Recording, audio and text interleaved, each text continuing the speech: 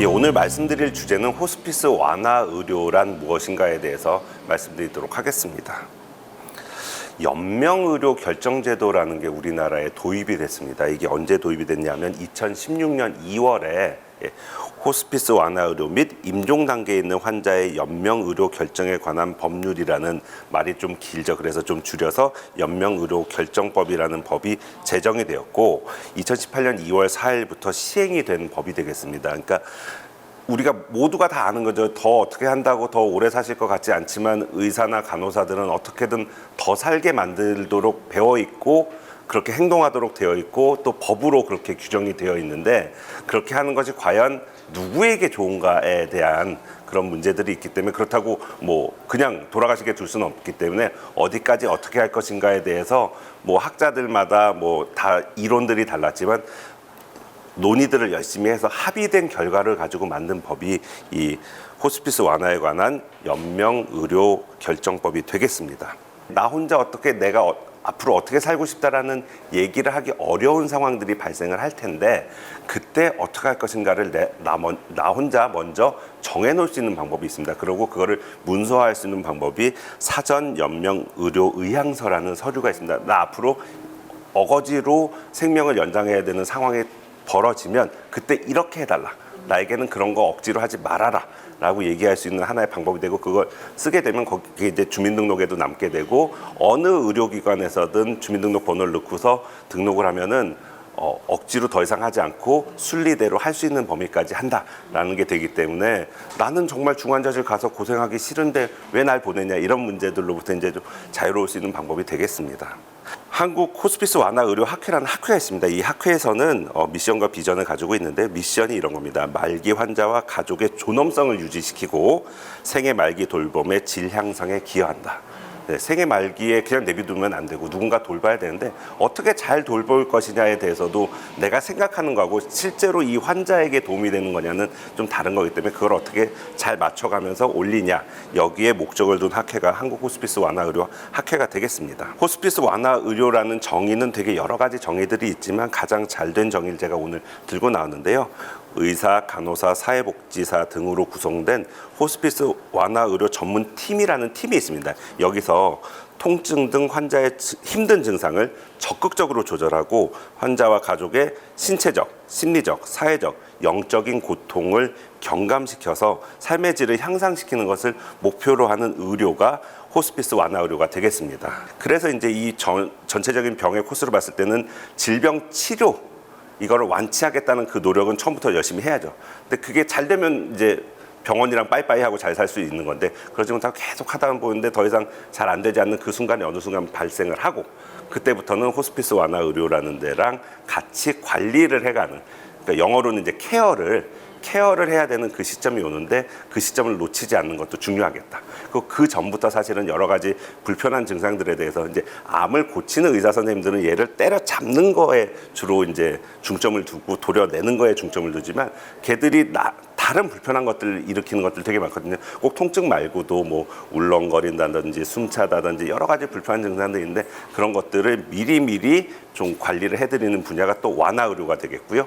그거가 이제 완전 말기가 돼서 이제 죽음을 앞두고 있는데 좀 더 편안한 죽음, 존엄성을 지킬 수 있는 죽음 쪽으로 관리해 드리는 것이 이제 호스피스가 되겠습니다. 그래서 이걸 다 합쳐서 호스피스 완화 의료라고 우리가 부르고 있습니다.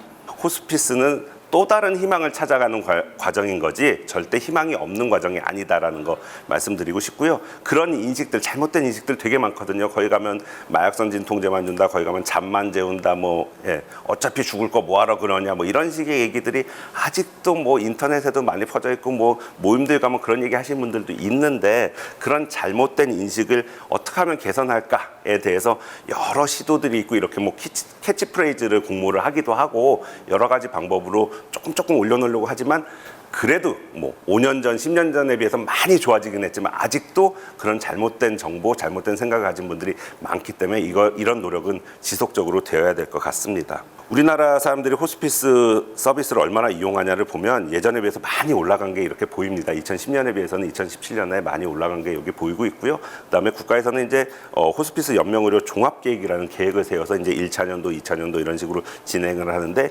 2019년서부터 2023년을 1차 기간으로 잡아서 호스피스 서비스를 다양화한다. 예전에는 무조건 병원에만 와야지만 이걸 해결을 해드렸었는데 병원에 오지 않고 집에도 찾아가는 호스피스 서비스. 그러니까 가정간호라고 혹시 이제 몸 불편하신 분들 하는 거 보셨을 텐데 가정간호하고 비슷한 개념의 접근을 호스피스에서도 하는 거를 이제 가정형 호스피스라는 것도 있고요.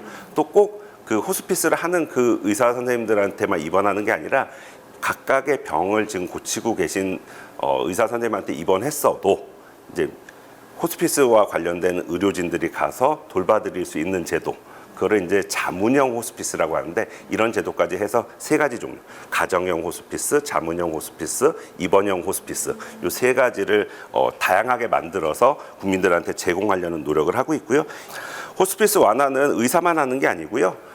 의사, 간호사, 약사, 자원봉사자들도 같이 참여하고 있고 성직자라든지 수도자들도 같이 오셔서 하시고 있고 영양사, 사회복지사까지 다 같이 팀을 이뤄서 같이 돌봐드리고 있고 여기에 이제 최근에 이제 호스피스 완화의료 보조활동 인력이라 그래서 완화의료 도움이라는 제도가 생겨서 아주 쉽게 말씀드리면은 나라에서 간병인을 보내주는 제도라고 보시면 되겠습니다. 그러니까 말기 암 환자들의 보호자들이 얼마나 그동안 지치셨어요. 그러니까 경제적으로도 육체적으로 다 지치신 상황인데 그거에 도움을 드리고자 완화의료 도움이라는 제도를 만들어서 정식 명칭은 이제 호스피스 완화의료 보조활동 인력이라는 제도를 도입을 해서 그분들이 돌봐드리는 동안 경제적으로 육체적으로 이 보호자들이 조금 쉴 수 있는 어떤 여지를 좀 남겨주는 제도를 또 도입을 해서 많이들 이제 이런 제도들을 잘 이용하시면 진작할 걸 그랬다 이런 얘기들 많이들 하고 계십니다. 그럼 여기서 뭐 해주냐? 호스피스 완화를 하는 의사 간호사들은 뭘 해주고 거기 있는 다른 직종에 있는 사람들은 뭘 하냐? 제일 중요한 거는 통증하고 기타 신체적인 증상을 완화시키는 겁니다.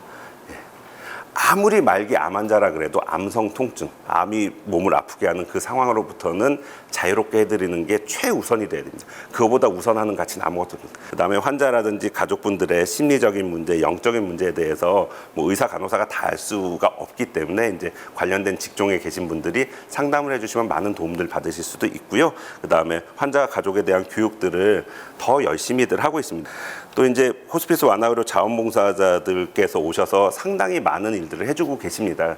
환자분들 목욕하는 것도 도와주시기도 하고 옆에서 노래 불러주시는 분들도 있고 같이 그림을 그린다든지 이런 것들 그거 뭐 좋겠어 뭐 이렇게 하는데 실제로 환자들에겐 큰 도움이 된다고 환자들이라든지 보호자분들이 얘기하는 이유가 누군가가 나를 위해서 뭔가를 준비해 와서 뭐 별거 아닌 것 같아 보이는 그림 하나라도 별거 안 한 것 같아 보이는 노래 하나라도 같이 부르고 나면 환자들의 어떤 정서적인 안정, 심리적인 안정 이런 것들이 상당히 도움이 많이들 되고 있습니다. 환자가 돌아가시면 땡이 아니라 이 환자 사별 가족들의 관리도 되게 중요합니다. 음악이라든지 미술에 대해서 그 자원봉사자분들도 도와주시지만 그거에 대한 전문적인 자격증을 가진 요법이라는 걸 하시는 분들이 오셔서 돌봐주시면 훨씬 더 양질의 서비스가 제공이 되고 있습니다. 보호자들한테 이제 나중에 어땠냐라고 물어봤을 때 환자와 보호자의 마음을 편안하게 해준다라는 거의 비율이 호스피스 병동하고 일반 암병동하고는 확연하게 차이가 납니다. 호스피스를 이용하겠냐라고 또 물어봤을 때 그렇겠다고 하는 분들의 비율이 93.6%까지 조사가 되었기 때문에 분명히 아직도 잘 모르고 계신 분들이 너무너무 많다. 그리고 여기에 대해서 편견이라든지 잘못된 정보 가지신 분들은 더 많다. 근데 이용 한번 해보신 분들의 만족도는 상당히 높기 때문에 그거를 이제 우리가 잘 알리고 잘 발전시키면 좀 더 말기 암 환자도 안 생기면 제일 좋겠죠. 근데 암 환자가 늘어나다 보면은 말기 암 환자도 늘어날 수밖에 없습니다. 완치되는 분들 물론 되게 많이 늘어났죠. 예전에는 암 걸리면 다 죽는다 그랬는데 요새는 암 걸리고 다 살아났다, 뭐 5년 동안 살아계신다, 10년 동안 살아계신다 이런 분들 되게 많잖아요. 그거와 마찬가지로 말기 암 환자도 없으면 좋겠지만 어쩔 수 없이 늘어날 수밖에 없는데 그분들이 사실은 아직도 인터넷 같은 데 찾아가지고 말기암 완치 핸드폰만 치면 나오거든요. 한 20개쯤 나옵니다. 20개쯤. 근데 그런 거에 괜히 현혹돼 가지고 뭐 돈도 돈이지만 괜히 거기에 큰 기대를 했다가 더 낙담을 하시고 더 나중에 오시는 분들하고 아예 그런 거는 의미가 없는 거다. 그런 게 정말 될 것 같으면 왜 나라에서 그런 걸 안 대주고 내 돈 다 내고 하게 하겠냐라는 생각을 정확하게 가지고서 호스피스 완화 의료 쪽에 케어를 먼저 받으신 분들하고는 다들 그렇죠. 진즉할 걸 그랬다. 진즉할 걸 그랬다는 거 다시 한번 강조드리고 싶고요. 아무리 말기 암 환자라도 암성 통증, 암으로 인해서 아픈 거로부터는 자유로울 권리가 환자한테 분명히 있다. 그거를 지켜드리는 것이 의료진이 해야 될 가장 중요한 거고, 거기에 있어서는 수단과 방법을 가려서는 안 된다. 예. 어떤 약물을 써서라도 환자는 안 아파야 된다. 그걸 강조드리고 싶습니다. 제가 준비한 강의는 여기까지입니다. 궁금한 점들을 한번 해결해보는 시간을 가질게요. 네. 전 국민이 알 수 있도록 홍보를 좀 하면 어떨까, 좀 그런 생각이 잘 안 들어요. 예. 그런 방법도 있을까요, 교수님? 이벤트들도 사실 진짜 많이 하고 있고, 호스피스의 날이라든지 보건 관련된 행사할 때마다 늘 언급들 하고 있는데, 이게 좀 어려운 이유 중에 하나가 누구나 좀 얘기하기가 좀 불편한 분야입니다, 사실.